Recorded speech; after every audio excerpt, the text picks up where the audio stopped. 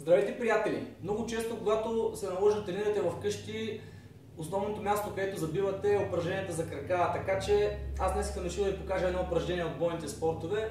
То ви натоварва цялата долна част на тялото, и дупетата, и бедрата, и пръстите, така че гледайте упражнението и експериментирайте върху себе си. За целта не трябва една мека постелка и желанието, разбира се. Заставаме на колена, ръцете застават в позиция гард, така че да са изправени горе на нивото на раменете.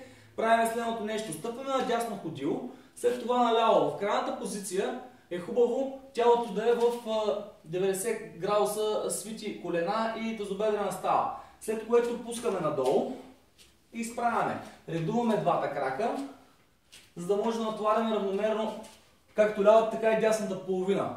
След като изпълним упражнението в бройка, която ни натоварва, спираме и почиваме. Правете упражнението оптимално, така че да усетите хубаво напомпване в краката и със сигурност ще получите достатъчно добро натоварване.